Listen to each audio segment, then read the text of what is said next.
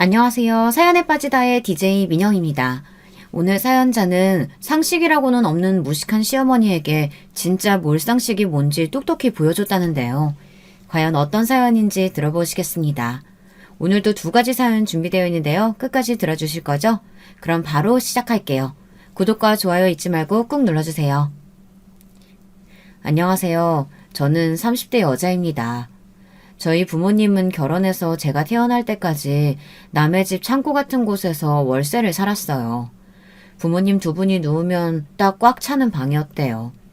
제가 태어나고 나서는 그나마 넓은 집으로 간다고 남의 집 주차장에 딸린 집으로 이사를 왔습니다. 방 하나에 주방도 딸려있고 화장실도 안에 있었대요. 그 집에서 사는 동안 제가 걸음마도 하고 말도 하고 뛰어다니기까지 했다고 하더군요. 그 집에 살 때는 주차장에 돗자리를 깔아놓고 제가 하루 종일 놀았대요. 그러다가 주인집 아저씨가 퇴근해 주차장에 차가 들어오면 저는 곧바로 집으로 들어가야 했습니다. 한번 제가 차가 있는 주차장에서 놀다 주인 아저씨 차에 크레파스로 낙서를 해서 아저씨가 화가 났었다고 하더라고요. 에휴, 이래서 내가 창고에 사람 들이는 거 아니라니까. 괜히 몇 푼 되지도 않고 월세를 줘서는. 아줌마, 똑똑히 들어요. 한 번만 더 이런 일 있으면 바로 쫓아낼 테니까 그런 줄 알아요? 그날 이후 주차장에 차가 들어오면 저는 주차장에서 더는 놀 수가 없었습니다. 주말에는 아예 주차장에 나갈 수가 없었어요. 그러다가 아버지 월급이 좀 오르기 시작하면서 남의 집 창고나 주차장을 벗어나 다세대 주택으로 이사를 갈 수 있었어요. 그마저도 반지하였지만 그래도 제 방이 생겨서 살만했어요. 화장실은 밖에 있었지만요. 그 당시에 엄마가 매일 화장실 청소를 했어요. 옆에 사는 사람과 화장실을 같이 썼었는데 옆집에 사는 할머니께서 몸이 성치 않으시다고 엄마가 화장실 청소를 도맡아 하셨어요. 당시에 제가 초등학생이었는데 그런 엄마가 이해가 되지 않았어요. 아무리 할머니가 나이가 많아도 같이 쓰는 화장실인데 번갈아 가면서 청소해야지. 왜 항상 엄마가 해요? 그건 공평하지 않잖아요. 연세도 많은 할머니가 혼자 사시는 것도 힘드실 텐데 화장실 청소까지 하라고 어떻게 말해. 엄마가 조금 더 젊으니까 엄마가 하는 게 맞지. 그리고 엄마가 화장실 청소 다 하는 조건으로 주인 아줌마한테 옆집보다 월세 5만 원이나 더 깎았어. 오히려 잘 됐지 뭐. 이런 게 바로 조기 교육인지는 모르겠어요. 어릴 때부터 항상 남의 집살이를 하는데 익숙하다 보니 저는 자연스레 눈치도 빨라졌고 철도 빨리 들었어요. 동네에서 놀다가 주인 아줌마나 주인 아저씨를 만나면 항상 밝게 인사했죠. 그래야 어른들이 예뻐하니까요. 그렇게 집 없는 서름을 고스란히 보고 자란 저는 언제나 집을 사고 싶었어요. 엄마 아빠 두 분 다 열심히 일은 하는 것 같은데 왜 집을 사지 못하는 건지 이해가 되지 않았죠. 그래서 저는 어른이 되면 열심히 일해서 꼭 집부터 사야지 이런 마음이 강했습니다. 그래서 정말 열심히 공부하고 열심히 살았어요. 학창시절에는 다른 데에는 일절 신경 쓰지 않고 공부만 했습니다. 그리고 대학에 가서도 연애니 친구니 꿈도 꿨지 않고 열심히 취직만 생각했어요. 그 덕분에 동기 중에 제가 가장 먼저 취업이 됐습니다. 제가 원하던 공기업에 취직이 됐어요. 제가 살아온 바에 의하면 안정적인 직장이 최고더라고요. 그래서 공무원이나 학교 선생님도 염두했었지만 공무원이나 선생님은 시험을 봐야 하다 보니 혹시나 시간을 허비하게 될까 싶어 일찍 그만두고 오로지 공기업만을 목표로 취업 준비를 했습니다. 저는 취직을 하고도 다른 것에는 일절 눈을 돌리지 않고 열심히 돈을 모으는 데에만 집중했어요. 이제 취직도 했는데 너 하고 싶은 취미생활도 좀 하고 남자도 만나고 좀 해. 내 딸이지만 너 옆에서 보고 있으면 꼭 앞만 보고 달리는 경주마 같아. 주변도 좀 돌아보고 해야지. 엄마, 내 꿈 잊었어? 난 우리 집 살 때까지 다른 건 생각도 안 할 거야. 집 살 돈도 아직 없는데 취미생활이며 남자친구가 뭐가 필요해. 두고 봐. 난 엄마 아빠한테 꼭 좋은 집 사드릴 거야.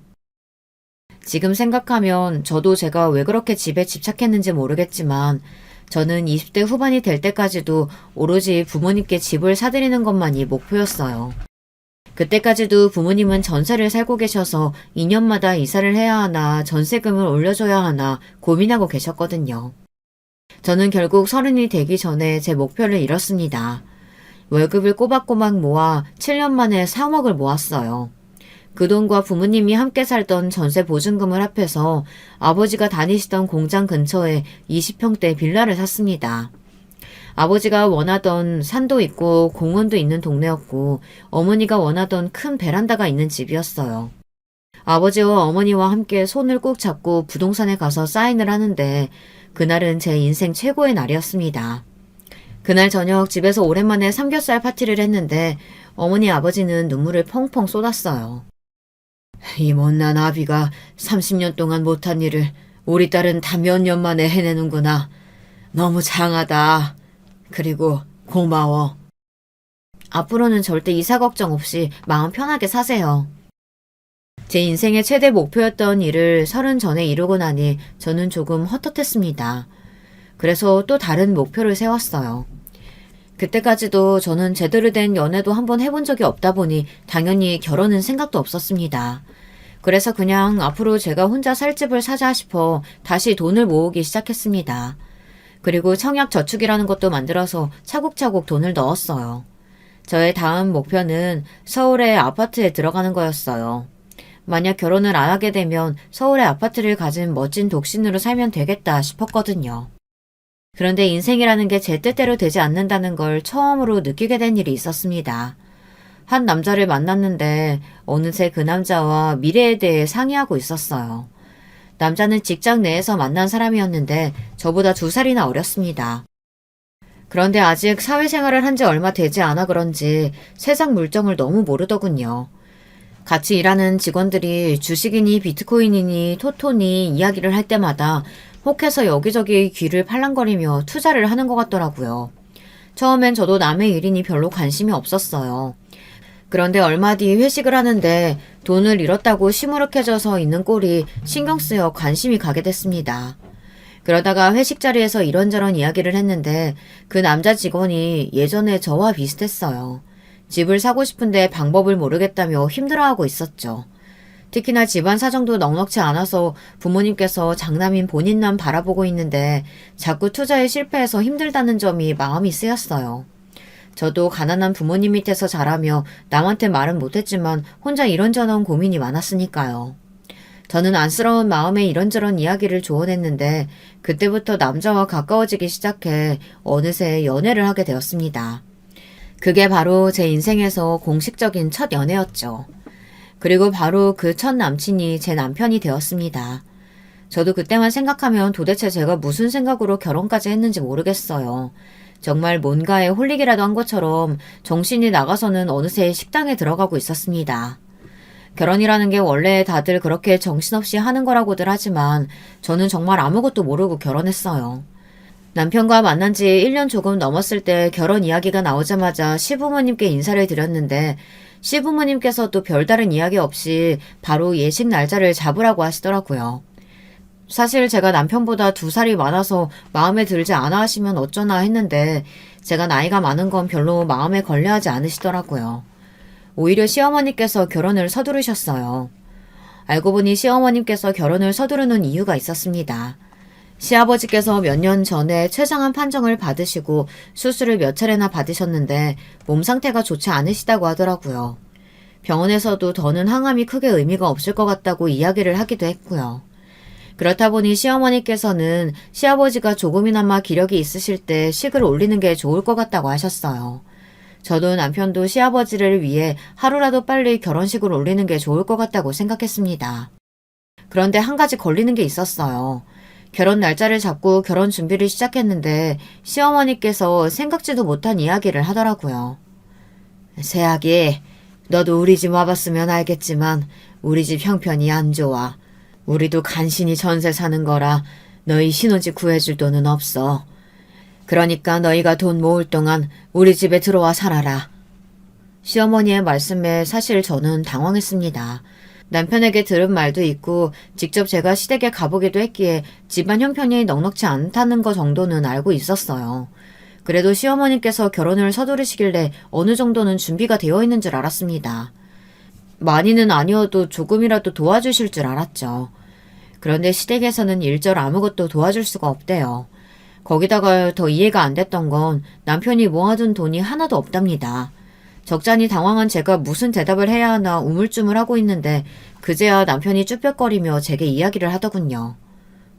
아버지가 오랫동안 투병 생활을 하셔서 병원비에 수술비 내느라 내가 모아준 돈이 하나도 없어. 시아버지께서 아예 들어놓은 보험도 하나도 없어서 췌장암에 걸렸을 때부터 지난 5년 동안 남편이 병원비를 모두 다 냈답니다. 그 이야기를 듣는데 저도 모르게 눈물이 왈칵했어요. 사실 집안이 경제적으로 여유가 있는 사람들은 이런 상황을 전혀 이해 못할 거예요. 돈이 없으면 보험이라도 들어놨어야지 어떻게 보험이 하나도 없을 수가 있냐부터 시작해서 남편이 아파서 먹고 살 방법이 없으면 여자가 옆에서 간호할 게 아니라 나가서 돈이라도 벌어야지 자식한테 의지하면 되냐고 쑥덕댈 거예요. 그런데 저는 이런 일이 놀랍지도 않았습니다. 저희 친정도 별로 다르지 않았기에 저에게 이 상황은 전혀 낯설지 않았어요. 제가 살아보니 가난하다는 게 운이 너무 안 따라줘서 일이 꼬이는 바람에 그렇게 되는 거기도 하지만 고난이 닥쳤을 때 스스로 잘 해결해 나가지 못하는 사람들이 결국은 가난해지더라고요. 어떻게 해야만 이 가난에서 탈출할 수 있는지 머리로는 알고 있으면서 전혀 실행하지 못했죠. 제가 남편을 많이 사랑하기는 했나 봐요.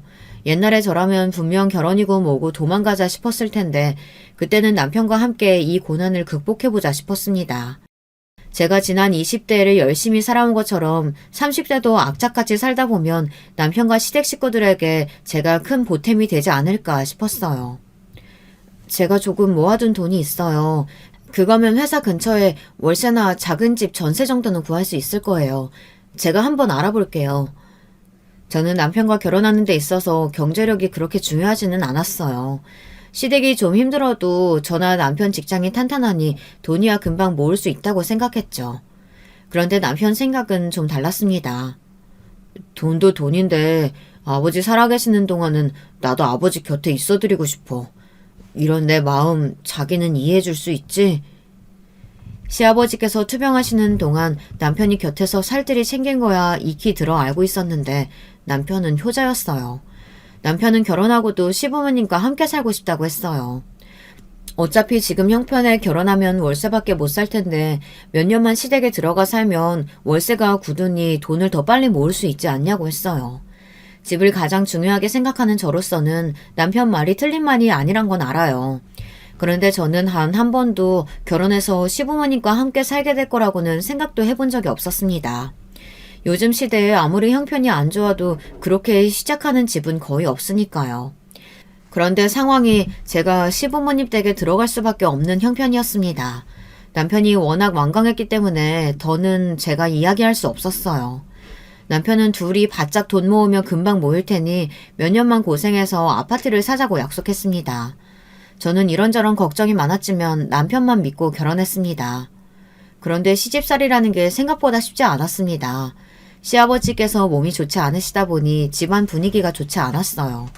시아버지는 뭘 드셔도 잘 소화를 못 시키시고 매일 토하면서 말라갔습니다.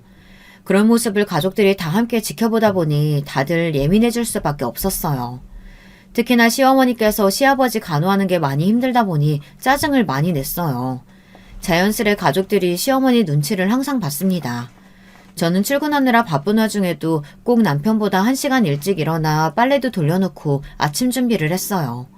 시부모님과 함께 살다 보니 하고 싶지 않아도 제가 잠 좀 줄이고 부지런히 움직이는 게 차라리 마음이 편하더라고요. 안 그러면 빨래가 쌓여있네, 청소기도 안 돌리네, 괜한 소리를 들어야 하니까요. 저 나름대로 한다고 해도 항상 시어머니의 마음에는 차지 않았습니다. 너는 결혼한 애가 항상 귀가 시간이 이렇게 늦으면 어떡하니? 요즘 일이 많아서 계속 야근이라 그래요. 세진 씨도 요즘 바빠서 계속 늦는데 왜 저한테만 그러세요? 공기업이라는 게 겉으로 보기엔 출퇴근 시간 딱딱 지키면서 일하는 것 같아도 실상은 그렇지 않아요.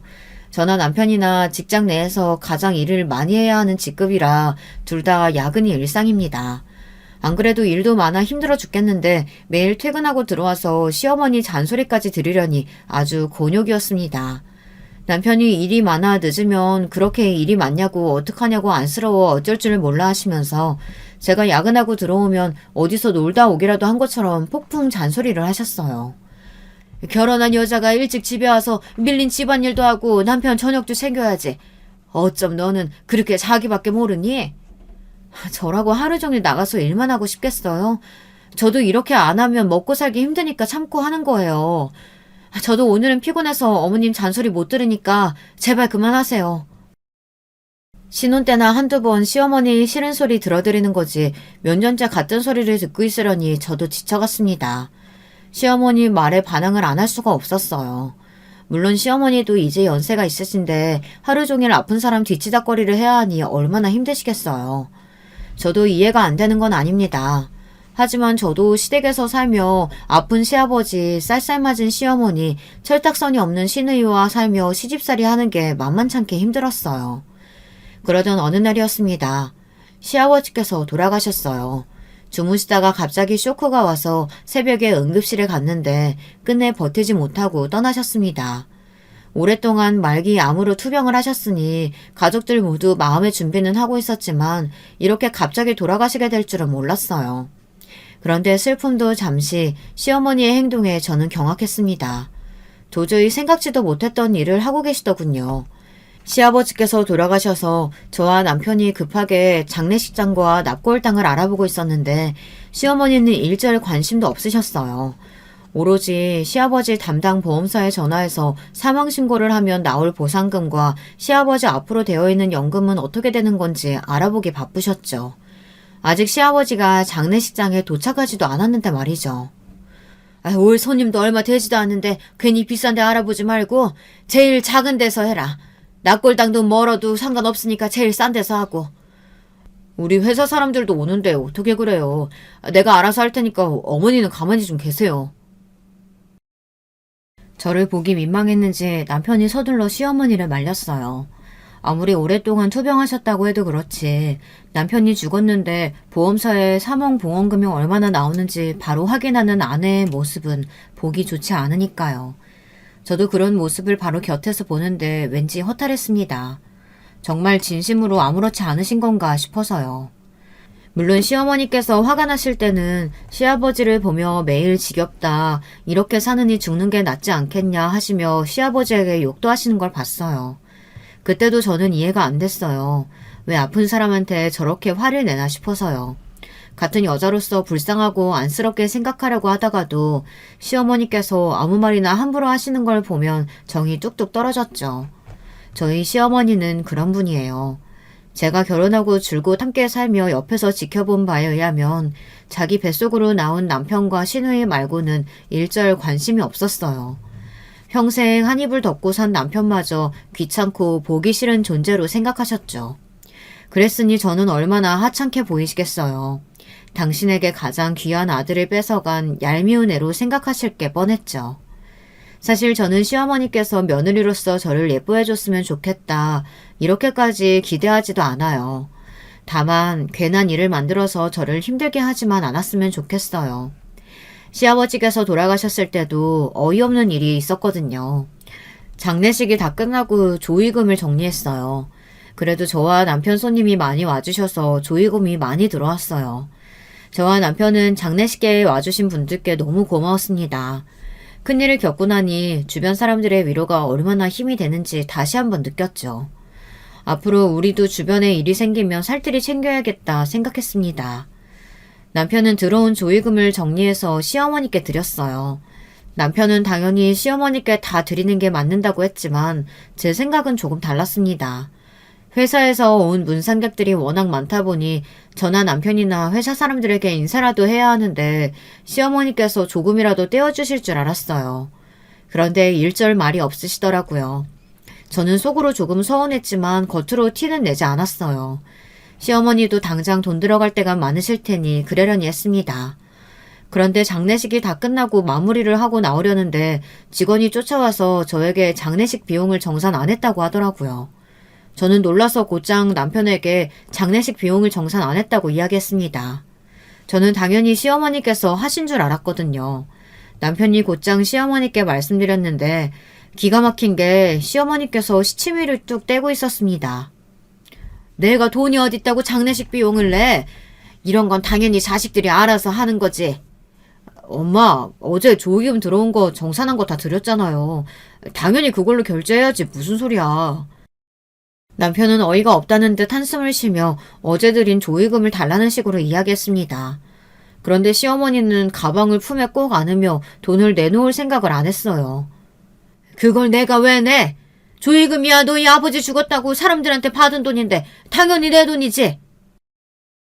시어머니는 말도 안 되는 소리를 하셨어요. 시아버지가 돌아가셔서 받은 돈인데 이 돈을 왜 내놓으라고 하냐입니다.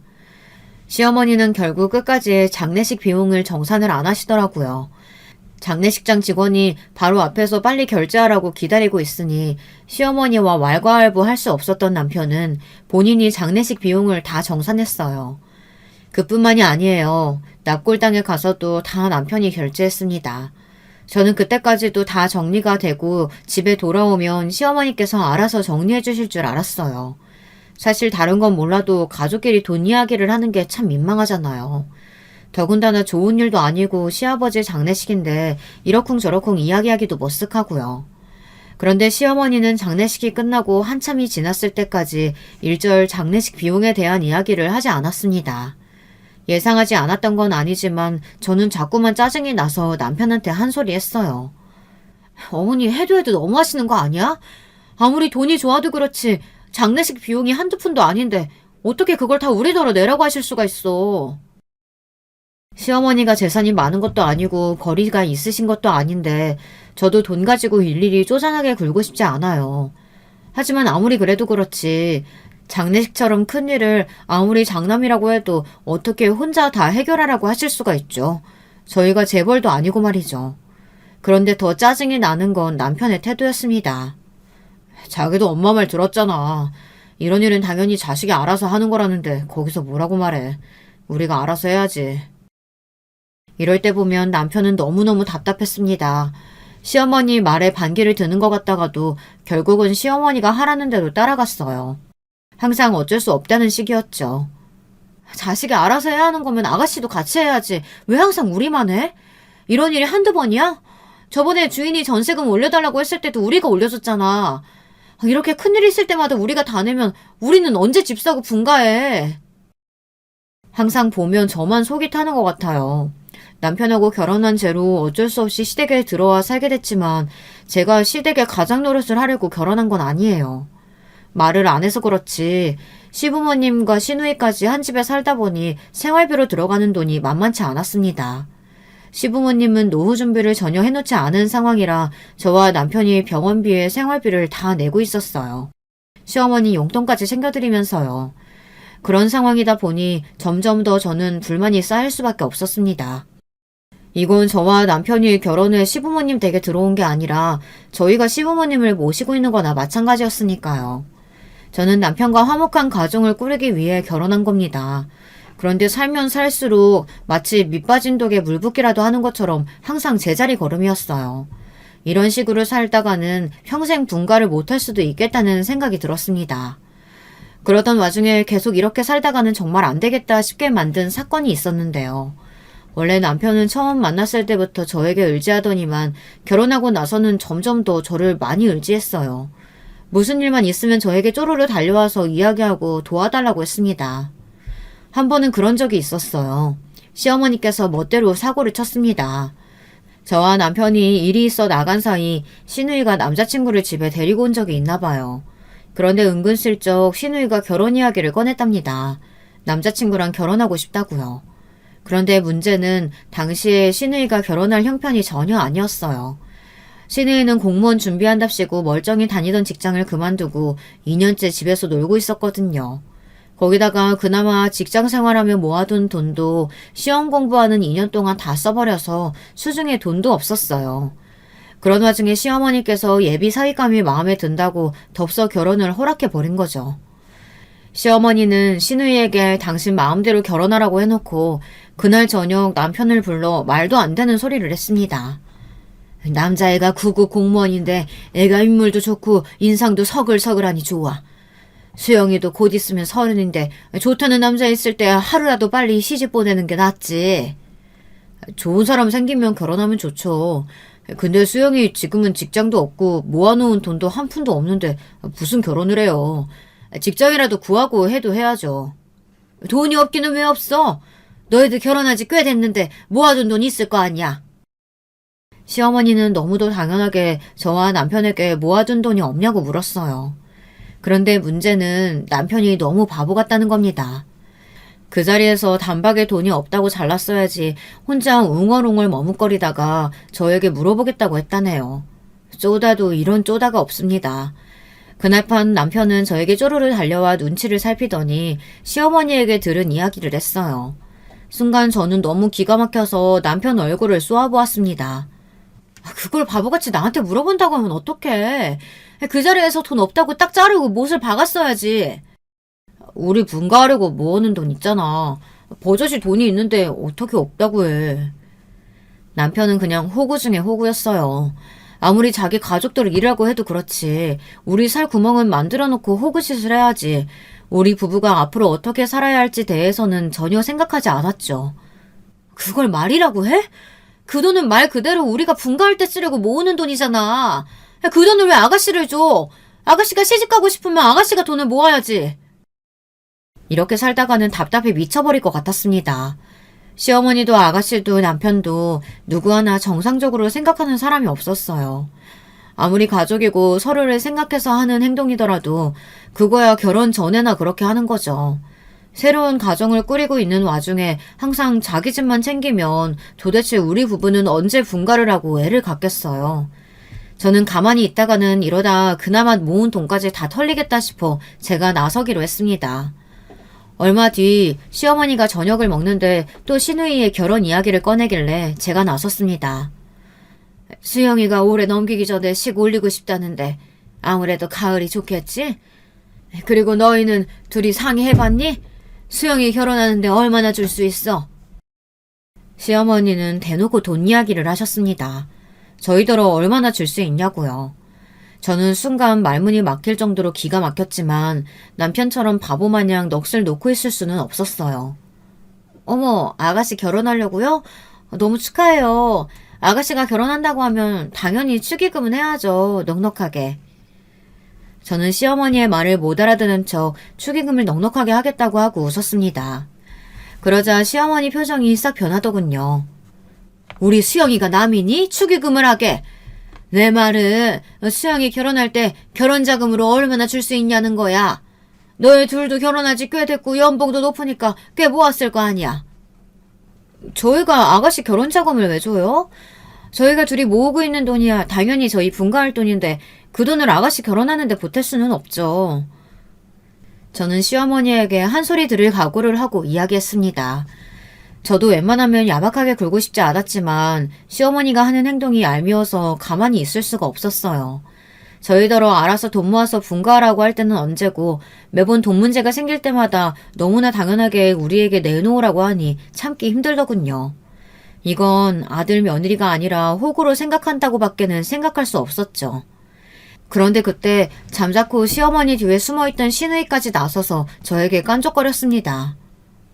어머 언니, 내가 1억을 달래 2억을 달래. 둘 다 연봉도 높으면서 너무 치사하게 구는 거 아니에요? 제가 연봉이 높든 모아놓은 돈이 많든 그 돈은 제 돈인데 왜 아가씨가 눈독을 들여요? 난 아가씨 결혼에 돈 내놓을 생각 없으니까 그만 좀 하세요. 어머, 얘 말하는 것 좀 봐? 네가 뭘 잘 모르나 본데 우리 아들은 너랑 다르게 착한 장남이라 지금까지 집안에 무슨 일 생기든 항상 다 알아서 해결했어. 특히나 돈 문제는 내가 얘기 안 해도 알아서 척척 내놓았다고. 그치 아들? 이번에도 수영이 결혼자금 알아서 해줄 거지? 시어머니는 이제 아예 편을 갈라 남편의 팔짱까지 끼며 저를 흘겨보았습니다. 세상에 어떻게 저런 시어머니가 있을 수 있죠. 아들을 손에 쥐고 쥐락펴락하고 있었어요. 저는 너무 화가 나서 밥을 먹다가 자리를 벅차고 일어나 방으로 와버렸습니다.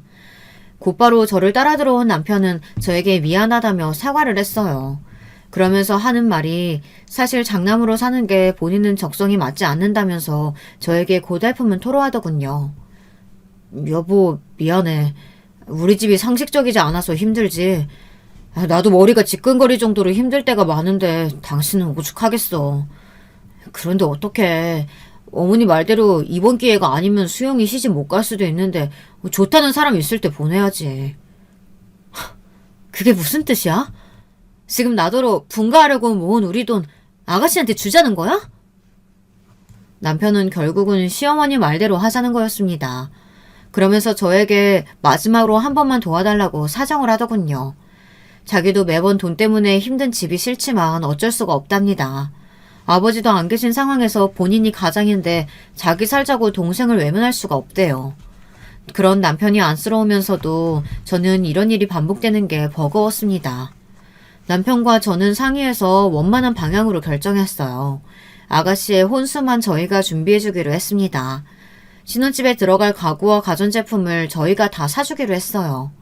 사실 저와 남편 입장에서는 할 수 있는 한 최대한을 한 거예요. 그런데도 시어머니와 시누이는 입술이 볼록하게 튀어나와 있었습니다. 예단도 보내야 하고 예물도 해야 하고 무슨 결혼하는데 이렇게 돈이 많이 들어? 결혼 2번 했다가는 집안 거덜나겠네. 네가 집안 거덜내면서 시집가는 거 알기는 아냐?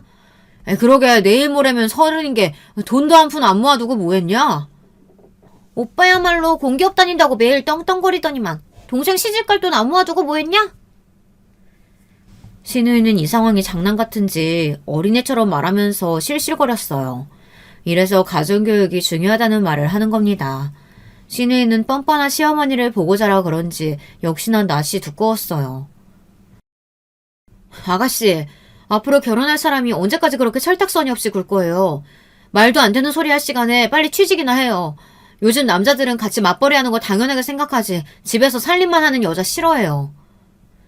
저도 누구한테 싫은 소리 하는 사람이 아닌데 시누이를 보면 저도 모르게 싫은 소리가 척척 나왔습니다. 제가 어떤 마음으로 결혼 준비를 도와주는 건데 저렇게 몰상식한 소리를 해대는 건지 기가 막혔죠. 그런데 진짜 문제는 그때부터였습니다. 시누이 결혼 준비를 도와주러 다니는데 시누이는 사사건건 말이 많았어요. 저와 남편이 가전가구를 사주기로 했으니 시누이와 함께 알아보러 다녔어요. 시어머니도 함께요.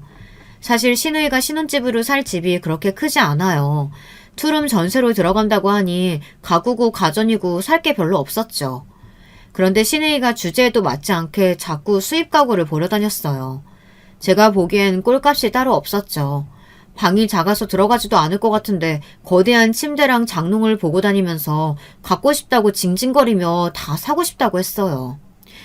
저는 회사가 바빠서 다시 회사에 들어가 봐야 하는데 시누이가 자꾸 철딱서니 없는 소리를 해대니 듣기 싫어서 저도 참다 한마디 했습니다.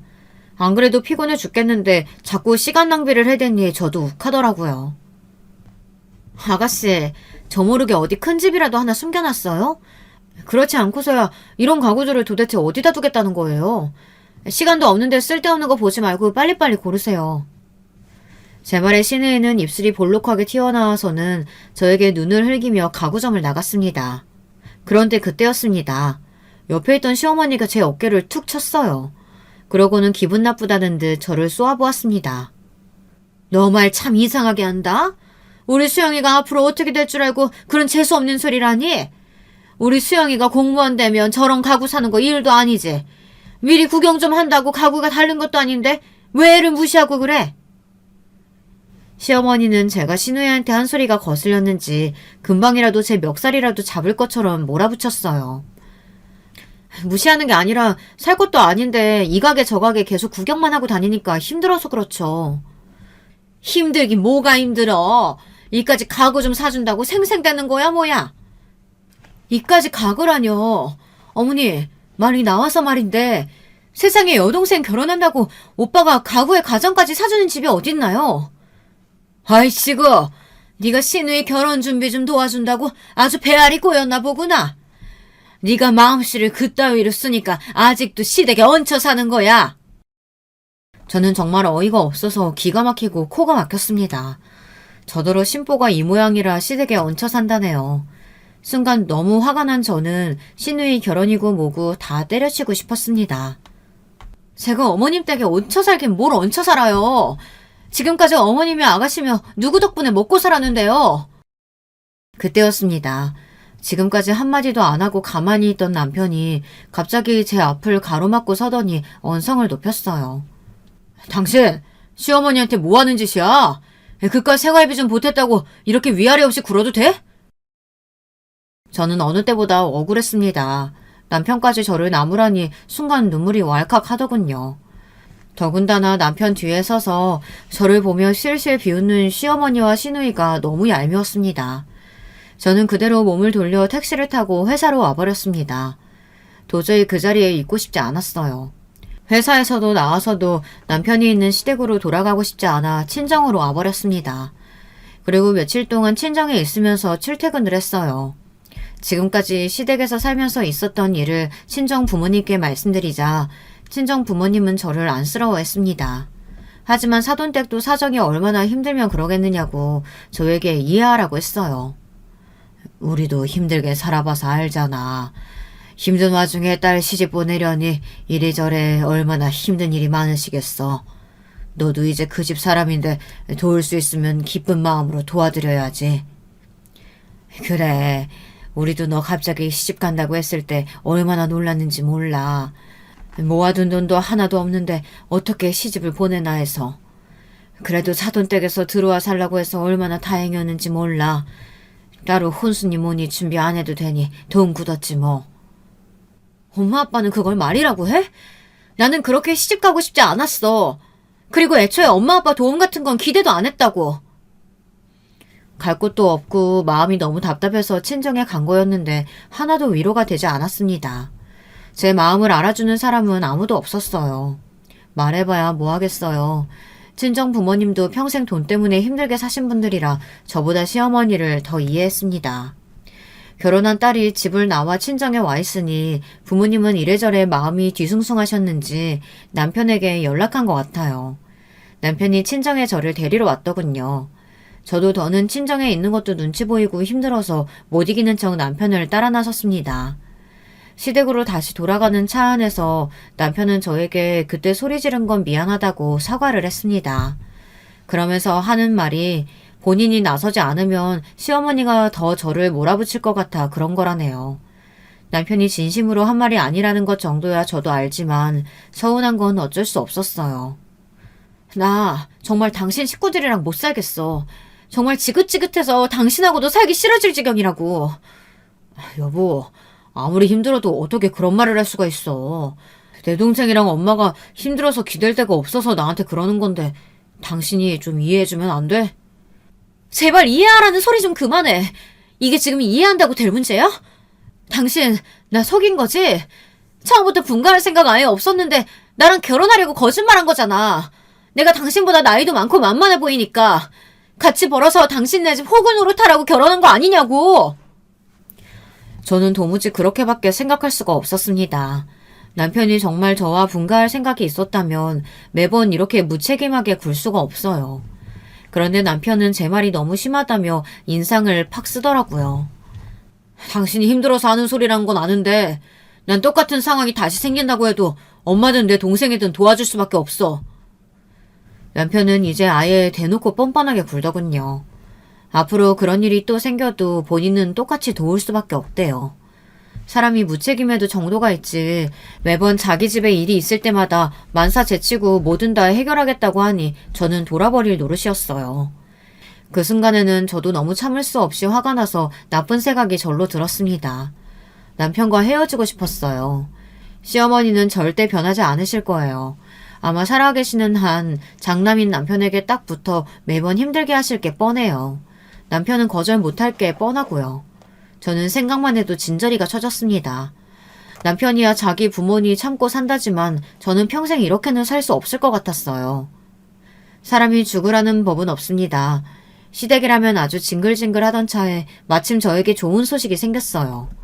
성인이 되고 나서부터 주고 도전해도 매번 떨어지던 청약에 드디어 당첨됐습니다.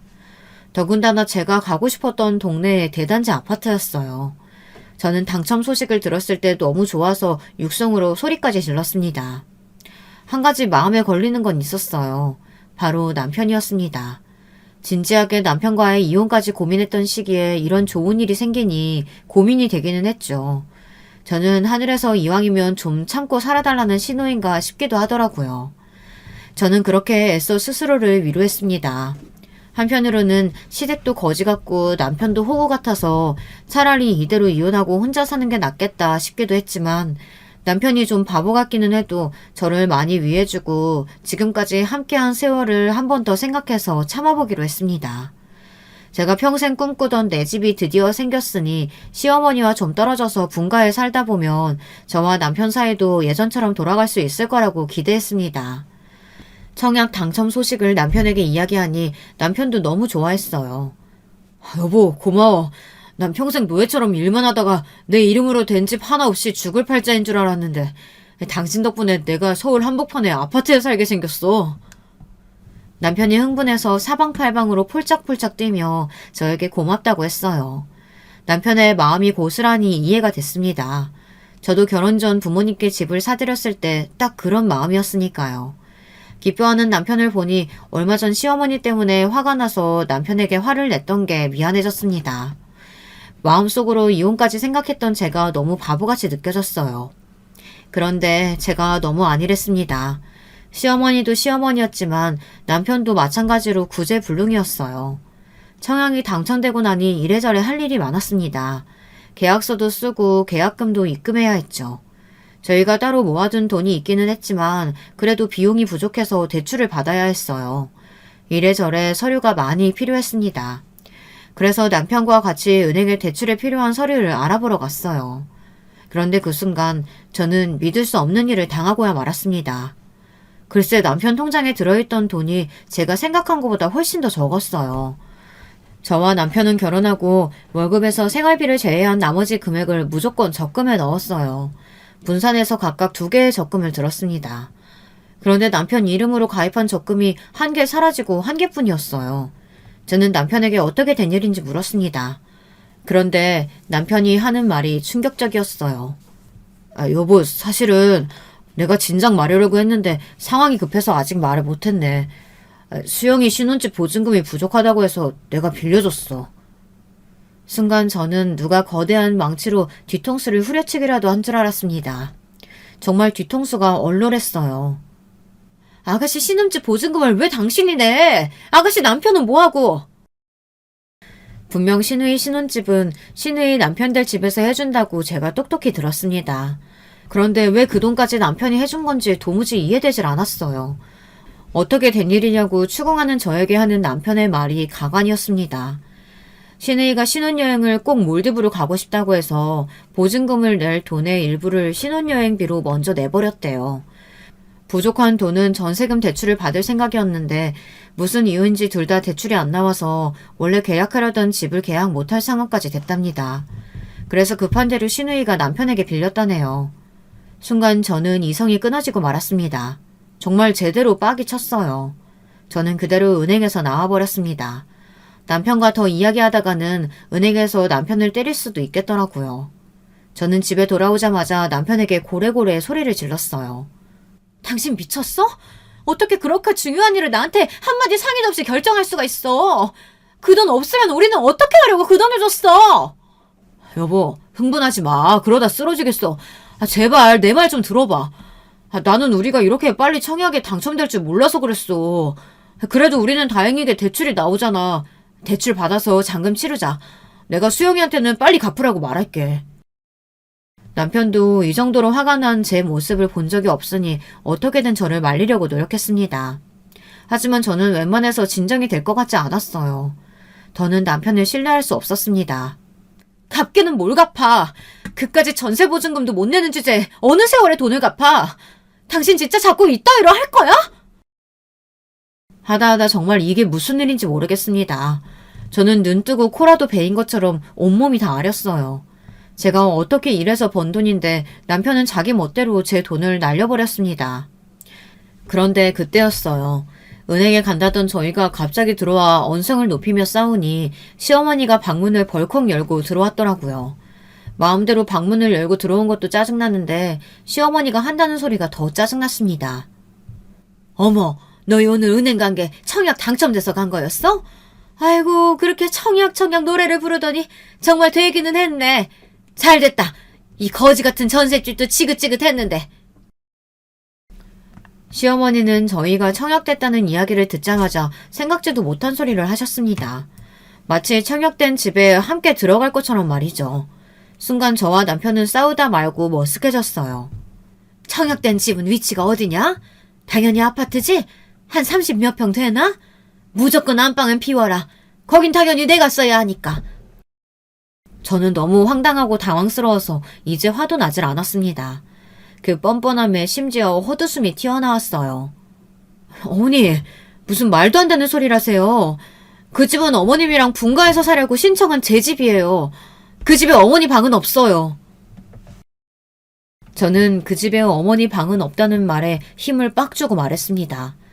그러자 시어머니는 제 말에 빡이 제대로 쳤는지 순간 눈을 부라리며 주먹을 불끈 쥐고 제게 달려들었어요. 그리고는 순간 말도 안 되는 일이 벌어졌습니다. 시어머니가 제 뺨을 날렸어요. 이런 괘씸한녀. 지금까지 내 집에서 먹고 자게 해줬더니만 이제 와서 나를 버려? 시어머니는 정말 상종도 못할 인간이었습니다. 저는 시어머니에게 뺨을 맞은 순간 이제 정말 끝이라는 느낌이 들었어요. 저는 그대로 고개를 들어 똑같이 복수했습니다. 시어머니의 뺨을 똑같이 쳤어요. 그 순간 병신처럼 옆에 서 있던 남편이 놀라서 저에게 달려왔어요. 그러면서 저에게 뭐 하는 짓이냐고 소리를 지르더군요. 저는 남편 꼬라지도 더는 보고 싶지 않았어요. 아휴, 지겨워. 정말 이놈의 집구석 지긋지긋해. 아줌마, 등신 같은 당신 아들도 지금 바로 반품해주고 이 거지 같은 집에서도 나가줄 테니까 당신들끼리 잘 먹고 잘 사세요. 뭐야? 이게 미쳤나? 어디서 내 아들더러 등신이래? 내가 당신 아들 불쌍해서 어떻게든 살아주려고 했는데 이제 더는 못 살겠다. 당신 아들 등신 맞아. 밤에 아무짝에도 쓸모가 없거든. 제 말에 시어머니는 몸을 부들부들 떨며 어쩔 줄 몰라 했지만 저는 그대로 짐을 싸서 거지 같은 집구석을 나와버렸습니다. 그리고 얼마 뒤 저는 청약에 당첨된 집 계약서를 썼어요. 오롯이 제 명의로 된 제 집이었습니다. 대출이 생기기는 했지만 괜찮아요. 그 정도는 충분히 제가 혼자 해결할 수 있거든요. 남편과는 이혼했습니다. 서로 볼 꼴 못 볼 꼴 다 보고 막장 드라마를 찍었으니 당연한 일이었죠. 사실 남편과의 부부관계 이야기는 평생 제 가슴에 묻고 참고 살려고 했어요. 남편이 고쳐보려고 병원도 다니고 약도 먹는 모습이 안쓰러워 웬만하면 아이 없이 그냥 살자 마음까지 먹었었거든요. 그런데 더는 제가 참고 살 이유가 다 사라져버렸으니 그딴 인간 버려버리자 확고하게 결심이 섰습니다. 이혼하고 나니 저는 너무 홀가분해요. 친정 부모님은 이혼녀가 된 제 걱정을 하시지만 저는 생각보다 너무 아무렇지 않아요. 새로 이사 온 제 집이 너무 좋거든요. 역시나 저에게 가장 중요한 건 무엇보다 집이었어요. 저는 이 순간이 어느 때보다 좋았습니다. 한 가지 고민은 직장에서 한 번씩 남편을 마주친다는 거지만 나름 괜찮습니다. 직장 동료들이 한 번씩 왜 이혼했냐고 물어볼 때마다 의미심장한 눈빛으로 남편을 바라보면 남편이 무슨 큰 잘못이라도 저지른 것처럼 도망가서 직장 동료들이 다들 남편에게 문제가 있었구나 하거든요. 제가 하루아침에 이혼녀가 되기는 했지만 그래도 제 집과 직장이 있으니 앞으로 열심히 싱글녀의 삶을 누려보려고 합니다. 저보다 인생 선배인 여러분들께서 앞으로 멋진 싱글녀의 인생을 살아갈 저에게 응원의 메시지 댓글을 남겨주세요. 지금까지 저의 인생 이야기 들어주셔서 감사합니다. 여러분의 인생에는 언제나 꽃길만 있으시길 바랄게요. 여러분, 두 번째 사연 시작하기 전에 좋아요, 구독 꼭 눌러주실 거죠? 그럼 두 번째 사연 바로 시작합니다. 안녕하세요. 오늘은 시어머니의 강한 말투와 태도에 아무 말 못하다가 시어머니가 시할머니를 대하는 태도를 보고 이제야 자신의 의견을 말하기 시작한 며느리 이야기. 끝까지 재미있게 들어주세요. 지금 시작하겠습니다. 저희는 서울에 사는 연상연하 부부입니다. 남편이 인턴으로 들어오고 제가 사수였어요. 자연스럽게 친해지고 같이 보내는 시간이 많아지다 보니 직장 선후배 사이에서 연인 사이로 발전했고 2년이라는 시간을 같이 보낸 끝에 부부로 연을 맺었습니다. 저희 신랑은 저보다 2살 어리지만 장남이라서 연하 같은 느낌보다는 듬직한 면모가 있는 사람이에요. 무슨 일이 생기면 내가 해결해 줄게 하는 해결사 같은 느낌이 들어서 사귀게 됐는데 회사 일에도 부부 사이에도 해결사 같은 남자가 어머니 앞에서는 한없이 약한 남자가 돼버리네요. 한 번 안 된다고 마음먹은 것은 끝까지 안 바뀌는 스타일인데 결혼 전 시부모님 만나서 전혀 다른 모습을 보게 됐어요. 자기야, 우리 상견례 식당 초밥집 코스 요리로 정했어. 자기 부모님 회 좋아하신다고 해서 여기가 유명한 맛집이고 음식도 맛있고 상견례 장소로 유명하대. 나도 알아. 본 추천 리스트에 있던 곳이야. 여기 주말에 예약하려면 미리 준비해야 했는데 자기 덕분에 좋은 곳에서 좋은 만남 할 수 있을 것 같네.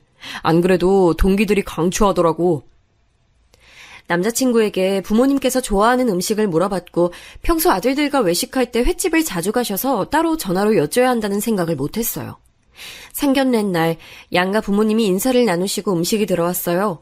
2달 전부터 예약을 해야 하는 곳인 만큼 너무나 맛있는 코스 요리였는데 시어머니께서 한 입도 안 드시는 겁니다. 저희 엄마가 아니 사부인 왜 한 입도 안 드세요? 여기가 정말 유명한 곳이라 어렵게 예약했고 회도 초밥도 너무 맛있는데 이것 좀 드셔보세요. 아니 요즘 상견례를 나름씩 먹는 곳에서 하나요? 이런 건 평소 때나 먹는 거지. 아유, 조용한 한정식 집에서 할 줄 알았는데 오늘은 영 나름식이 입에 맞질 않으니 사부인 많이 드세요. 저 신경 쓰지 마시고요. 정말이지 양가 부모님 모시고 먹는 첫 식사 자리가 다시는 안 만들고 싶어지는 자리였습니다. 신랑은 눈치가 없는 건지 엄마가 회 좋아한다고 해서 일부러 잡은 건데 엄마 그러면 다른 거 주문해 줄까? 볶국 이런 거 있던데. 엄마가 원하면 주문해 줄게. 하면서 어머니 비위를 맞추기 위해 계속 얘기하는 겁니다. 신랑이 이렇게 말을 많이 하는 스타일이 아니라고 생각했는데 시어머니 앞에서는 정말 초등학생 아들이 되더라고요. 그리고는 남편에게 앞으로 모든 일은 엄마에게 허락을 받으라고 말하시는데 그 얘기 듣고 알았어 하고 웃는 신랑을 보니 기가 찼습니다. 어영부영 상견례 자리가 끝나고 격식 없이 간소한 결혼식으로 하기로 하고 헤어졌습니다. 그날 저녁 너무 속상하더라고요. 예단 예물 또한 어머니가 말씀하신 대로 다 결정이 되다 보니 솔직히 기분이 좋진 않았습니다. 이때부터 신랑은 시어머니 편이라는 걸 알았어야 했는데 저희 엄마는 30대 중반인 제가 더 나이 들기 전에 결혼식을 올리기를 바라셔서인지 원래 엄마 말 잘 듣는 아들들이 결혼하고 나면 와이프 말도 잘 듣는다며 그래도 인성 바르게 잘 키워주신 분들인데 너무 나쁘게 생각하지 말고 좋은 게 좋은 거다 생각하고 좋은 방향으로 생각하자 하시는데 솔직히 그렇게 안 되잖아요. 그리고 제가 신랑보다 나이가 2살 많기 때문에 일부러 길을 잡으려고 이러시는가 생각했습니다. 그래서 더 어머니 말씀을 잘 들었습니다. 은연중에 제가 직장에서 선배이기 때문에 신랑에게 하대할까봐 더 저를 길을 잡으려고 이러시는 거 생각도 들었습니다. 혼자 고민해봤자 해결책이 안 나오자 남자친구에게도 말했습니다. 자기야, 아무리 생각해도 자기는 내 앞에서랑 어머니 앞에서 너무 다른 것 같아. 왜 어머니 앞에서는 아무 소리도 못하고 무조건 어머니가 하자는 대로만 해야 돼? 상견례 때도 그렇고 한복도 예식장도 그렇고 다 어머니 말씀대로 됐잖아. 완전 가스라이팅 당하는 기분이야. 나도 한복집 내가 찾아본 곳들 가보고 싶었는데 어머니가 애초에 본인이 하자고 하는 곳에 가자고 하시고 예물도 아무것도 안 해도 되지만 결혼 반지만큼은 내가 사고 싶은 브랜드 반지 사고 싶었는데 디자인에도 간섭하시고 딱 정해진 곳에서 후보 2개 중 고르라 하시고 이게 정말 맞는 일인지 모르겠어. 내 의견 하나 없이 끌려가는 것 같아. 우리 엄마가 조금 성격이 강하셔. 그래도 뒤끝 있는 분 아니시고 내가 32년밖에 안 살았지만 엄마가 시키는 대로 해서 나쁜 건 없었어. 대학도 엄마가 정해준 대로 취업도 엄마가 알아봐 주셔서 쉽게 했고 난 덕분에 인생 편하게 산다고 생각하는데 우리 엄마 나쁜 분 아니시니까 너무 나쁘게 생각하지 말고 결혼은 우리가 아무래도 직장 다니면서 알아보기 힘든 부분도 있고 엄마가 돈으로 많이 보태주시니까 솔직히 내 의견을 막 강조할 수도 없네. 자기가 좀 이해해주면 안 돼? 덕분에 결혼 준비하면서 시간 낭비 안 한 부분도 있잖아. 자기나 나나 어디 여러 군데 가서 비교할 시간도 안 되고 결혼은 간단하게 하기로 우리 둘이서도 얘기된 부분이잖아. 라고 하니 저 또한 할 말이 없더라고요. 결혼 준비하는 과정에서 솔직히 시부모님의 지원금을 받긴 했어요. 저희가 월급으로 모은 주식은 바닥을 치고 있어서 뺄 수가 없었고 사려고 마음먹은 집은 결혼할까 말까 고민하는 사이에 1억은 더 올랐고요. 그러다 보니 상대적으로 여유 있는 시부모님께서 전셋값을 해주셔서 저도 감사히 생각하고 있었거든요. 그래서 결혼 전에는 그냥 넘어가자 했던 부분도 있었어요. 그래서 어머니한테 본의 아니게 말 잘 듣는 며느리로 낙인 찍힌 것 같았어요. 결혼식이 끝나고 꿈 같은 신혼여행을 다녀와서 시댁에서 처음 잔 날이었어요. 아침 식사를 마치고 저희를 부르시더니 미연아, 나는 성격이 강한 사람이야. 그리고 내가 옳다고 여기는 일에 대해서는 해야 직성이 풀려. 너도 알겠지만 우리 집 아들들 그리고 시아버지도 다 내 말에 토달면서 말대답하지 않는단다. 요즘 젊은 애들이 자기네들이 잘한다고 어른 무시하는데 난 그게 다 가정교육이 똑바로 받지 않아서 그렇다고 생각해. 어른을 우습게 여기는 애치고 제대로 된 가정에서 큰 애가 없어. 우리 며느리는 가정교육 못 받은 티가 나는 애가 아니라는 거 알고 있지만 그래도 내가 의견을 내면 되도록이면 따라주면 좋겠구나. 이제 한 가족이니 잘 지내야 하지 않겠니? 내가 너보다 살아도 30년은 더 살았는데 더 많이 알고 더 많은 경험이 있으니 엄마 말 듣고 살았으면 좋겠네. 하고 웃으시는데 너무 소름 돋더라고요. 좋게 말해서 말 잘 들어라, 내가 하는 말에 토달지 마라를 직구로 말하신 거잖아요. 남편은 그 말을 똑같이 들었지만 뭐가 잘못됐는지 인지를 못하는 것 같았어요. 저희는 성인인데 말이죠. 저도 너무 정신이 나가서 네 하며 대답하고는 집에 돌아오는 내내 이게 뭐지, 이게 무슨 말인지 하고 다시 되뇌어봤어요. 여러분, 이게 무슨 말로 들리시나요? 그렇게 몇 주가 지났어요. 직장 생활을 하다 보니 아무래도 안부 전화를 드리거나 찾아뵙거나 하는 게 쉽지 않더라고요. 저희 일이 야근도 많고 마감을 지켜야 하는 일이라 신랑이 와서 우리 엄마에게 안부 전화 한 통 해줘 하는 겁니다. 그래서 무슨 일이 있는 것도 아닌데 왜? 라고 물으니 엄마가 우리가 부부싸움을 해서 며느리가 나에게 연락이 없는 게 아니냐며 걱정하신다는 거예요. 왜 내가 전화를 드려야 하는지 의문이 들었지만 이 또한 가족이 되는 과정이다 생각하고 점심시간에 전화를 드렸죠. 어머니, 잘 지내시죠? 이번 주가 마감이 있는 주라 너무 바빠서 연락이 늦었네요. 식사는 하셨어요? 그래, 잘 지냈니? 직장인데 길게 통화하는 것도 안 좋을 것 같으니 간단하게 말할게. 다음 주 큰 삼촌네 딸이 결혼한다는 거 들었지? 서산까지 가야 하니 10시에 우리 태우고 가면 될 것 같네. 결혼하고 첫 행사니까 옷이나 화장 신경 쓰고 내가 사준 예복 입고 오면 예쁠 것 같네. 왔다 갔다 하면 피곤하니까 우리 집에서 자고 다음날 집으로 가. 아들한테 내가 말했으니까 그렇게 알고 다음 주에 보자꾸나. 늦지 않게 오렴. 제가 대답도 하기 전에 전화를 끊으시더라고요. 제가 얼빠진 표정으로 앉아있으니 회사 동료들이 커피 한잔 하자며 탕비실로 데려갔습니다. 자초지종을 모두 들은 동료들은 나도 신혼 때 그랬던 것 같아. 어머니가 아들인 신랑 앞에서랑 내 앞에서랑 너무 다른 거야. 아들 앞에서는 약한 척 착한 척 하는데 정말이지 난 그런 점이 너무 싫어서 말했는데 신랑은 절대 이해 못하더라고. 우리 엄마가 고생을 많이 해서 그래 라는 말로 딱 끝내버리니까 할 말도 없고 그걸 가지고 계속 얘기하면 부부싸움밖에 안 되니까 어느 정도 포기해야지. 나도 그런 경험 있어. 이제는 애 낳고 5년 정도 지나니까 그리고 애 또한 어머니가 케어해 주시니까 솔직히 아무 소리 못하고 사는데 어머니가 독불장군 스타일이셔서 우리 애 뭐 사주는 것도 자꾸 간섭하시는데 정말이지 돈 버는 엄마가 죄인이라고 애 학원부터 옷 입는 브랜드까지 간섭하셔. 우리 딸 엄마가 난지 시어머니인지 헷갈린다니까. 저뿐만 아니라 대부분 기혼 여성들은 신혼 초 시어머니랑 본의 아니게 기싸움을 한다고 여자들만의 세계라 남자들은 절대 이해 못하는 눈에 보이지 않는 싸움이 있다고 듣긴 했는데 저에게도 이런 일이 생길 줄 몰랐네요. 사실 결혼식은 참석할 수 있죠. 집안 행사고 신랑이 장남이라 어쩔 수 없는 부분이라고 생각은 했습니다. 하지만 1시간 반 거리 부모님 댁에 가서 부모님을 모시고 다시 지방으로 갔다가 다시 댁에 모셔다 드리고 하는 게 너무 싫었어요. 직장인에게 휴일 이틀 중 하루는 마음 편하게 쉴 시간이 필요하잖아요.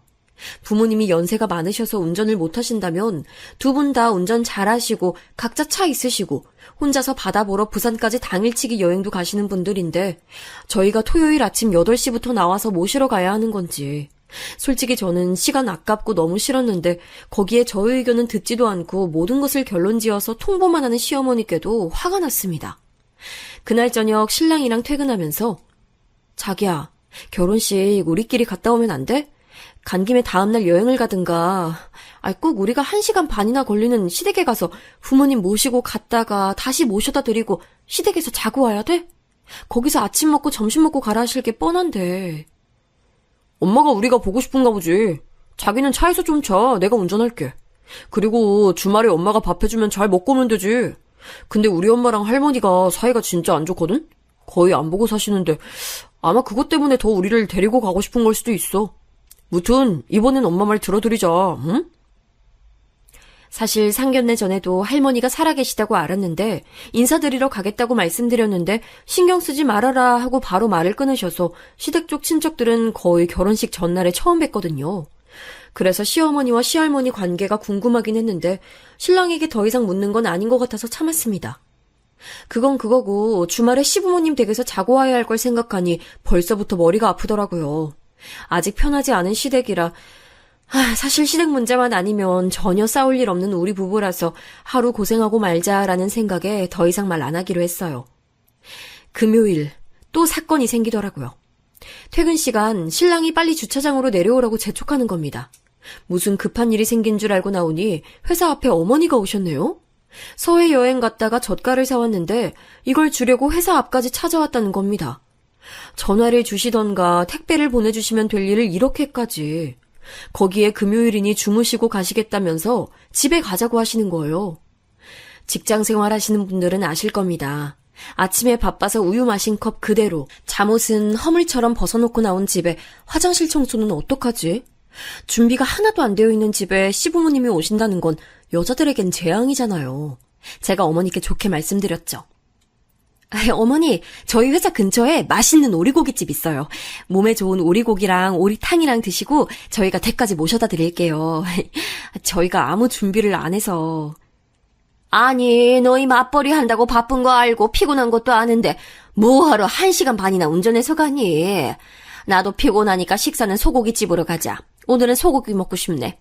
그리고 너희 집에 예비 이불이나 이런 거 2채씩 내가 사줬잖아. 여기서 15분이면 갈 건데 우리가 사준 집인데 하루 재워주는 게 어려운 거 아니잖아? 집 어질러진 거 그런 거 다 이해한다니깐.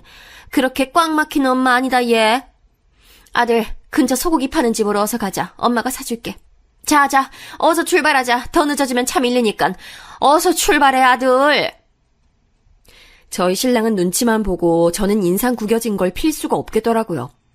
집 근처 소고기집에 도착해서 원하시는 소고기 결국 저희가 사드리고 신랑에게 눈치를 줬어요. 엄마, 오늘은 우리도 아무런 준비 못했고 다음에 우리 집에 아버지도 모시고 와서 같이 주무시고 가세요. 우리도 일이 많아서 너무 피곤하고. 응? 아니, 피곤한데 엄마를 어떻게 다시 데려다 주려고 그래? 그냥 편하게 작은 방에서 잘 테니까 전혀 신경 안 써도 돼. 정말 엄마가 너희 집 가는 게 싫어? 그런 거야? 미연아, 네가 시켰니? 하며 저에게 화살이 날라오는데 그렇다고 말을 못하겠더라고요. 아니에요, 어머니. 가셔서 편하게 주무시고 내일 아침에 모셔다 드릴게요. 신랑이 조금 더 제 편을 들어주길 바랐는데 신랑이 그래 우리 집에 가자 하면서 집으로 가는 겁니다. 신랑이 주차하는 사이 급하게 뛰어 올라가서 집 정리를 하기 시작했어요. 10분 뒤에 맥주를 사들고 어머니랑 신랑이 사이좋게 들어오는데 어찌나 화가 나던지. 그래도 어머니가 오신 거라 과일 내면서 간단하게 맥주 한잔 하는데 사건이 터졌습니다. 너희는 일부러 애기를 낳지 않는 건 아니지? 부부 사이에 애가 없으면 그건 가족이 아니지. 미연이가 나이가 있으니까 빨리 낳아야 돼. 엄마가 알아보니까 올해랑 내년 지나면 애 생기기 힘들다고 하니까 너희 회사 근처에 산부인과 유명하다더라. 더 미루지 말고 다음 주 중에 엄마가 예약해 놓을 테니까 미연이 주민등록번호 엄마한테 문자로 남겨놔. 엄마가 좋은 의사 선생님으로 예약해 놓을 테니까.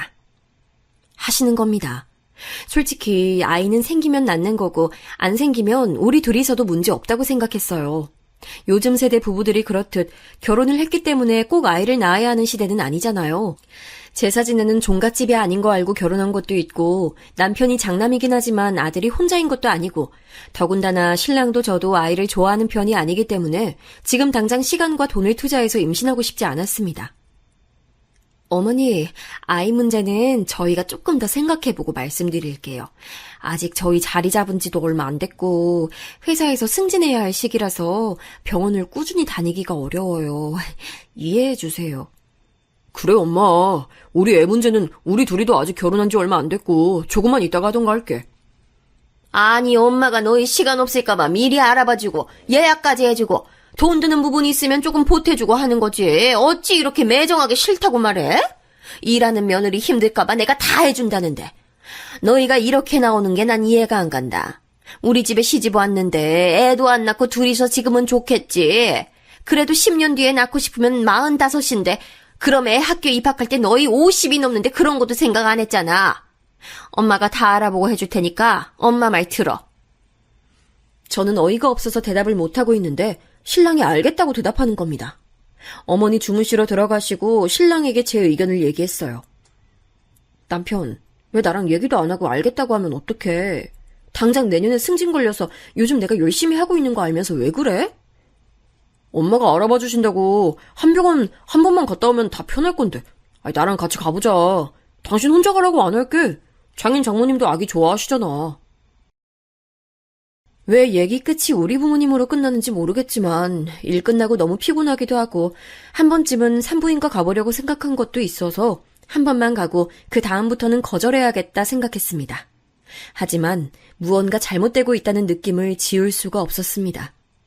이렇게 그냥 정해준 길을 따라가야 하는 건가요? 전 아직 아무런 준비도 안 돼 있는데 말이죠. 다음 날 아침 6시부터 딸그닥 소리가 나는 거예요. 아직 해도 안 떴는데 평일에 직장 생활한다고 힘들었는데 출근 시간보다 더 일찍 일어났습니다. 제가 잠기가 밝은 편이기도 하고 아무래도 시어머니가 계시는 탓에 잠도 편하게 푹 잘 수가 없었습니다. 어머니가 그새 냉장고 청소를 하면서 아침상을 준비하는 거 아니겠어요? 아니, 어떤 며느리가 그러면 고마워할까요? 시어머니들은 며느리를 위한 착한 시어머니 역할이다 생각하시는데 결코 이건 그 누구도 위한 일이 아닌데 그걸 모르시는 것 같았어요. 아니, 도자지 왜 나왔니? 아침 다 차리면 깨우려고 했는데. 어차피 일어난 김에 새벽 시장 갔다 오자. 차키 들고 나와. 얼른 옷 입고 나가자. 하시는 겁니다.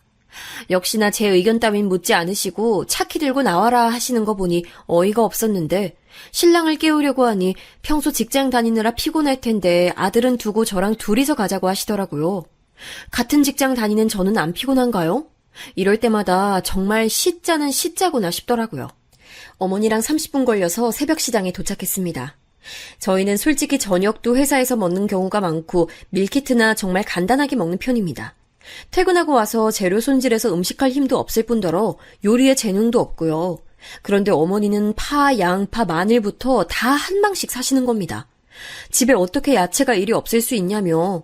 직장 다니는 분들이라면 이해하실 겁니다. 일주일에 한 번 해먹는데 파도 한 단, 양파도 한 망 있으면 결국 물러지고 곰팡이 피고 좋은 게 하나 없고 요즘은 한 번 먹을 만큼 소분해서 마트나 쿠팡이나 간단하고 편하게 요리할 수 있는 방법 많잖아요. 어머니께 이렇게 많이 필요 없다고 말씀드려도 다 사놓고 음식하면 일주일 안에 다 먹을 수 있다고 하시면서 두 손 가득 야채, 생선을 사서 집으로 향했습니다. 몇 번이나 너무 많아요. 저 이거 안 좋아해요. 라고 말씀드려도 그냥 주는 대로 먹어라. 다 몸에 좋은 거고 너는 안 먹어도 아들은 먹으니 냉장고에 넣어놓고 잘 챙겨 먹여 하시는데 아, 내 말은 하나도 안 듣고 계시구나 싶었습니다. 저는 생선을 만지지도 못합니다. 식당에서 구이를 먹거나 회를 먹거나 하지만 날 생선을 사서 만지고 굽고 하는 건 싫었어요. 특히 집에서 생선 구워서 냄새가 그 다음날까지 나는 게 너무나 싫어서 집에서는 생선 구이는 안 해먹는 편입니다. 저뿐만 아니라 신랑도 냄새 나는 건 싫어하기 때문에 저희 부부는 냄새가 많이 나는 생선이나 삼겹살은 외식 메뉴 중 하나지 집에서 기름 튀고 냄새 나는 요리를 하지 않아요. 제가 이렇게 저희 상황을 좋게 잘 말씀드렸어요. 그래도 어머니는 엄마 말 들으면 다 해결되니까 엄마가 하자는 대로 했으면 좋겠다 라고 못 박으시더라고요. 정말 독불장군이시더라고요. 그러고는 미연이가 공부한다고 살림 안 배운 건 알겠는데 그래도 이제 시집 왔으면 기본적으로 음식은 할 줄 알아야 하겠지? 오늘 가서 몇 가지 가르쳐 줄 테니까 잘 배우고 다음 주에 와서 밑반찬 해놓음 챙겨가서 너무 사 먹지만 말고 집밥을 먹어. 건강에도 좋은 거 알지? 너무 음식 안 하고 사 먹음 다 결국 사부인 욕 듣는 거야. 그러니 하나하나 배워서 사 먹는 거 그만하고 해 먹도록 해. 밖에 음식 다 미원 덩어리야. 엄마 말 알아들었지? 똑똑한 애니까 잘 알아들었을 거라고 생각해. 정말 아침부터 정신 없었고 신랑에게 어디서부터 어디까지 어떻게 말해야 할지 고민이 되더라고요. 이런 식으로 어머니 말씀에 수긍하면서 살아서 다 잘됐다고 생각하는 신랑에게 뭐라고 말해야 제 맘을 이해할까요? 어머니의 일반적인 통보식 말과 절대적 권력을 휘두르는 어머니와 어머니 마음에 안 드는 행동을 하면 바로 친정 욕할 것 같은 분위기 때문에 평생 안 아프던 위가 아프더라고요. 신랑도 인정했습니다. 시어머니 성격이 강하시다고요. 시할머니랑 사이도 좋지 않아서 명절마다 시아버지만 할머니 댁에 혼자 가신다며 이번 결혼식장에 가면 시할머니를 뵐 수 있다 하네요. 결혼 전 할머니가 계신다는 이야기는 들었지만 타지방에 사시니 신경 쓸 필요 없다 하셨고 저희 결혼식장에도 안 오셔서 자세한 얘기를 들을 수가 없었거든요. 한 주가 지나고 예복으로 어머니가 사주신 원피스를 입고 어머니가 사주신 예물을 하고 시댁에 도착했습니다. 어머니 표정이 정말 안 좋으시더라고요. 신랑 말로는 평소 아버지는 절대 어머니께 큰 소리를 안 내는데 할머니와 관련되면 늘 두 분이서 싸우신다고. 그래서 인연을 끊다시피 해서 어머니는 시댁 쪽 행사에 참가 안 하시는데 우리 결혼식 때 다들 와주셔서 어쩔 수 없이 가시는 거라고. 어색한 분위기에 서산에 도착했습니다. 결혼식장에 들어가니 할머니가 계시더라고요. 인사를 하고 앉으니 시할머니께서 끝나고 차나 한잔 하자고 하셔서 알겠습니다 하니 시어머니께서 아니 왜 내 며느리랑 무슨 얘기를 하려고 그러시냐고 화를 내시는 겁니다. 식장에서 이러는 건 예의가 아닌 것 같아서 다들 말리는 분위기에 결혼식이 시작됐고 패배까지 무사히 끝난 뒤 사건이 터졌어요. 음식을 거의 먹는 둥 마는 둥 하신 시부모님과 시할머니는 자리를 옮겨서 저희 신랑을 보고는 저런 어미한테 이렇게 귀한 내 손자가 잘 컸네. 며느라기도 너무 예쁘네. 너희 엄마가 성격이 모질고 강해서 네가 상처받을 일 많을 거야. 말도 함부로 하고 가정교육도 안 된 걸 임신해서 결혼시켜줬더니 이리 어미 나를 무시한다. 니들은 너희 엄마한테 휘둘리지 말고 잘 살아야 돼. 저렇게 못 배우고 무식한 엄마처럼 되지 말고. 너무 직선적인 말에 깜짝 놀라 눈만 껌뻑이고 있었어요. 몇 달 동안 본 어머니 성격 알고는 있었지만 이렇게 결혼한 지 몇 달 되지도 않은 손주 며느리에게 이런 막말을 할 정도라고는 생각하지 못했어요. 그러자 어머니 지금 무슨 말씀하시는 거예요? 귀한 손자는 무슨 저 임신했을 때 어머니가 결혼 안 시킨다고 엄동설원에 내쫓으시고 어디서 못 배운 애가 귀한 자기 아들 유혹해서 그렇게 온 친척들에게 욕하고 다니셨잖아요. 어디 제가 틀린 말 했어요? 매일매일 못 배운 게 하면서 말도 못하게 하시더니 아니 어디서 시어미한테 이렇게 눈을 부릅뜨고 말하니 어? 내가 너 때문에 우리 아들도 제대로 못 보고 다 너 때문이야 하고 할머니는 대성통곡하시는데 아니 어머니 아들이 저와 살겠다고 해서 살아주는데 제가 이만큼 하면 됐지 얼마나 더 어머니 받으려야 돼요. 그래도 제가 꼬박꼬박 생활비라고 돈도 보내드리잖아요. 그 돈 다 제 주머니에서 나오는 돈이에요. 아우 정말이지 더 이상 안 보고 싶네요. 다신 보지 말아요. 저 만날 때마다 못 배운 년이라 하시는데 어머니는 어디 고등학교라도 나오셨어요? 어머니도 배움의 끈도 길지 않은데 왜 자꾸 저보고만 못 배웠다고 하세요? 그리고 임신은 저 혼자 했어요? 제가 애들 아빠 먼저 덮친 것도 아닌데 왜 저한테만 나쁜 년이라고 해요? 같이 했는데. 뭐라 하실 거면 애들 아빠한테 뭐라 하세요. 제 말 틀린 거 있으면 말해보세요. 정말 어이가 없어서. 니네도 여기 더 있을 필요 없어. 가 어서. 하면서 시어머니께서 차로 돌아가 버리시는 겁니다. 어머니가 정말 막말하신다 생각했는데 이렇게 친척들 다 모인 자리에서 이렇게 시할머니께 막말하시는 거 보니 이건 아니다라는 생각이 들었습니다. 본인은 할머니께 하고 싶은 말 거침없이 하시는데 자식인 우리에게는 본인 말이 다 옳으니 절대 복종하라고 하시고 어른은 무조건 공경해야 하고 어른 말에 말대답하는 것은 가정교육 못 받은 애들이나 하는 짓이라고 몇 번이나 강조하신 분이 정작 본인은 시할머니께 이러는 모습을 보니 너무나 이중적인 잣대더라고요. 처음 보는 친척분들도 많았는데 정말 부끄럽고 창피했습니다. 신랑도 안절부절 못하더라고요. 그렇게 저희는 시댁으로 왔고 어머니 말씀대로 시댁에서 자고 가기로 했습니다. 저녁을 먹자마자 어머니께선 본인은 아무 잘못이 없다고 인정받고 싶으셨는지 먼저 얘기를 꺼내셨어요. 아니 내가 돈 벌어서 이 집도 다 내 돈으로 산 거고 시할머니 용돈도 다 내가 번 돈에서 나가는데 너희 시할머니는 시아버지가 대학 나왔다는 이유로 이렇게 나를 무시하고 내가 임신하고 싶어서 임신한 것도 아닌데 나를 그리 죄인 취급하시는데 억울한 건 억울하다고 말해야지. 그리고 싫은 건 싫다고 해야지. 다 좋다 하고 넘기니까 이런 사단이 나는 것 같아. 아유 미연아 나는 3년 귀머거리, 3년 벙어리로 살았어. 너 보고 그 정도까지 하라는 건 아닌데 엄마가 하는 말에 토달지 않고 따라줬으면 좋겠어. 우리 아들 잘된 것도 다 내 덕분이다. 어? 알겠지? 오늘 있었던 일은 미연이 네가 잊어줬으면 좋겠어. 엄마가 못 볼 꼴 보였네. 아유, 내가 정말 며느리 앞에서 부끄러워서 정말. 내가 잘못한 게 하나도 없는데 정말 기분만 상하고 말이야. 이야기를 듣고 참다 저는 이젠 안 되겠다 싶었어요. 결혼하고 몇 달이 지나는 동안 모든 걸 자기 마음대로 하는 어머니께 이제라도 내 의견을 말해야 되겠다는 생각이 들었어요. 이게 여자들끼리 기싸움인진 모르겠지만 어머니, 이번엔 어머니께서 잘못하신 거라고 봐요. 그래도 결혼식장에서 그렇게 큰 소리 내는 건 예의가 아닌 것 같아요. 시할머니뿐 아니라 큰삼촌 내외도 정말 서운하셨을 것 같아요. 딸 결혼식이라 좋은 기분으로 모이신 분들인데. 그리고 어머니, 이번엔 시댁에서 주말 이틀 동안 보내지만 저희도 일주일 내내 일하다가 피곤한데 잠만큼은 편하게 저희 집에서 자고 싶어요. 저희도 일주일 중 유일하게 알람 소리 없이 푹 잘 수 있는 주말인데 이렇게 계속 시댁에 있으면 다음 주 내내 힘들 것 같아요. 그리고 저희 부부 아기 문제도 저희 부부가 해결할 일이지 어머니가 나서서 정해주시는 대로 따라야 할 초등학생도 아니고요. 아이 문제만큼은 어머니가 걱정하시는 거 알지만 저희 부부 둘 문제인 것 같아요. 저희가 잘 상의해서 병원을 가든 안 가든 정하도록 할게요. 제가 이렇게 말하니 남편도 그래, 엄마 솔직히 아기 문제는 엄마가 너무했어. 나도 아직 아기 생각 없고 우리가 알아서 할게. 걱정하지 마. 하니 어머니께서 갑자기 막 화를 내시면서 자리를 박차고 일어나시는 거예요. 다 너희 잘 되라고 하는 건데 이렇게 엄마 말 무시할 수가 있니? 어? 어디 나 혼자 잘 살자고 하는 일이야? 미연아, 내 말이 어디가 틀렸니? 너 나이 더 들면 임신하고 싶어도 못해. 그리고 장남한테 시집 왔으면 당연히 애 낳을 생각을 해야지. 내가 언제 아들 낳으라고 대를 이어야 한다고 했니? 어머니, 요즘 세상에 누가 대를 잇기 위해서 아이를 낳을까요? 아이 한 명 키우는데 얼마나 많은 시간과 돈과 애정이 필요한 일인데, 그리고 저희 부부가 아직 준비가 안 되어 있는데 왜 자꾸 재촉하시나요?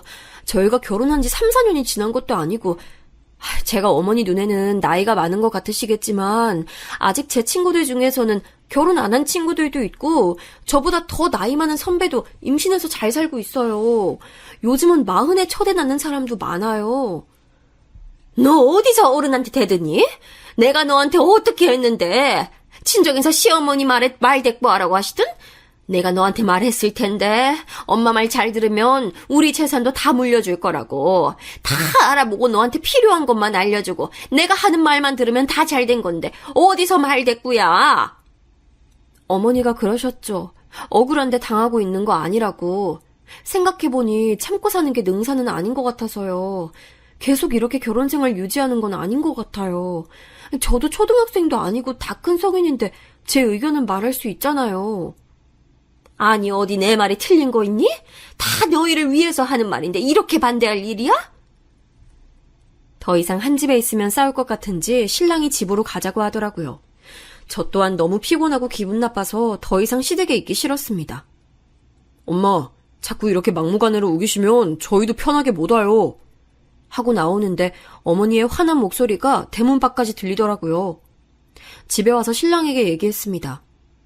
자기야, 난 자기랑 잘 살 수 있을지 모르겠어. 어머니 행동 보면 나랑은 너무 다른 사람이라서 잘 안 맞을 것 같아. 솔직히 우린 이제 성인인데 초등학생 가르치듯 말씀하시는 것도 어머니 뜻대로 안 되면 눈치 받는 것도 너무 싫어. 내가 생각했던 결혼 생활은 이게 아니야. 자기가 어머니 편으로 계속 생각이 들 것 같음 우리 혼인신고 쓰기 전에 정리하자. 나는 어머니 뜻대로 다 맞춰주면서 살지 못할 것 같고 자기는 어머니랑 이런 나 사이에서 왔다 갔다 힘들 것 같아. 지난 몇 달 동안 전화로 문자로 어머니 뜻대로 해드리려고 했는데 도저히 못하겠어. 미안해. 울면서 신랑에게 말했어요. 비록 몇 달이지만 사람에게 시달리는 게 어떤 건지 사사건건 말을 하시는 게 너무나 힘들었습니다. 저랑 성격도 정반대시고 신랑도 다 듣더니 본인이 엄마에게 잘 얘기해서 이 사건을 해결할게 하더라고요. 우선은 자기를 믿고 조금만 기다려달라고 말이죠. 한 주가 지났어요. 신랑이 엄마가 많이 아프시다고 연락 왔어. 나 혼자라도 갔다 와야 할 것 같아 하면서 반차를 내고 어머니 댁으로 갔어요. 그렇게 어머니는 아프다는 핑계로 아들과 며느리를 부르시고 머리가 아프다 어지럽다 하시면서 와서 이거 해라 저거 해라 시키시더라고요. 그러고는 다음 주에 저희 집으로 온다고 통보를 하시는 거예요. 저희 집 근처 대학병원에 가야 하신다고.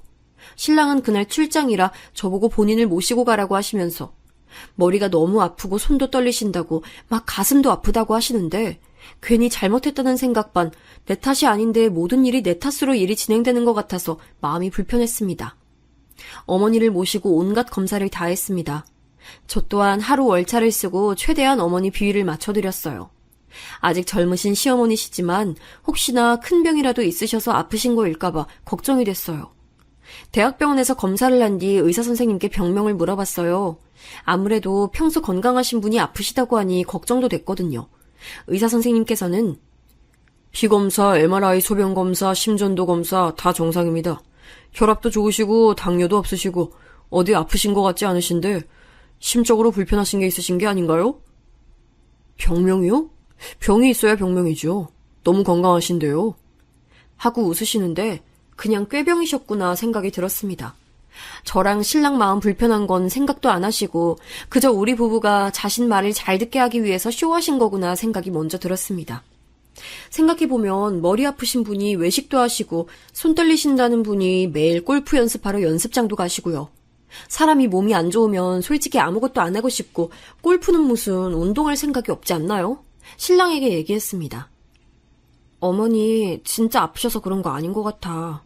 의사도 웃으면서 병명이 없다는데 아프다는 핑계로 우리가 어머니 뜻에 맞춰드리니까 더 그러신 것 같은데. 이제 나는 이 일에서 손 뗄래. 어머니가 이 일 핑계로 다시 우리 부부 일을 어머니 맘대로 하고 싶으신 것 같은데.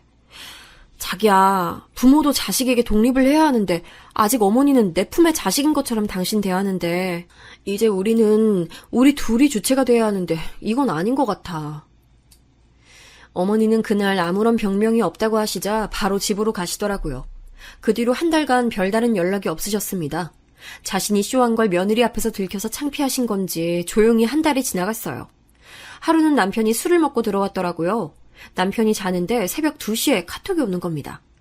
회사에 급한 일이 생겼나 싶어서 핸드폰을 열어보니 어머니의 무자비한 카톡 테러가 시작됐네요. 아들, 내가 너를 어떻게 키웠는데 내 모든 시간과 애정을 주고 키웠다. 엄마가 하자는 대로 잘했잖아. 엄마 아들, 우리 아들, 사랑하는 아들. 엄마가 하는 말 듣자. 엄마가 살면 얼마나 오래 살까? 엄마가 할머니에게 무시당해도 너 하나 보고 살았는데 우리 아들이 이렇게 나오면 안 되지. 엄마는 저 하나 보고 살았는데 언제 엄마가 하자는 대로 해서 실패한 적 있었니? 사랑한다, 내 아들. 이렇게 지난주 내내 계속 카톡을 하신 겁니다. 저에겐 한 달 동안 연락이 없으셨지만 신랑에게는 계속 앓는 소리 하신 것 같더라고요. 저도 어느 정도 눈치를 챘지만 이것 또한 해결하고 넘어가야 앞으로 결혼 생활이 문제 없을 거라 생각했습니다.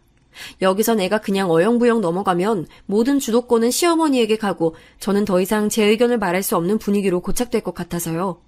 제가 읽고 답을 보냈어요. 어머니, 신랑 집에 지금 들어왔고 술이 취한 채 자고 있습니다. 내일 연락드리라고 하겠습니다. 라고 카톡을 보냈습니다. 그러자 아들이 얼마나 너랑 나 사이에 힘들었으면 술을 마셨겠니? 내가 하자고 하는 게 너에게 손에 댈 게 하나도 없는데 왜 말을 안 듣는 거니? 내가 언제 틀린 말 하는 거 봤니? 어른한테 그렇게 대들면 안 된다. 너희 결혼하기 전에는 고분고분하고 착한 애였는데 네가 이럴 줄 몰랐다.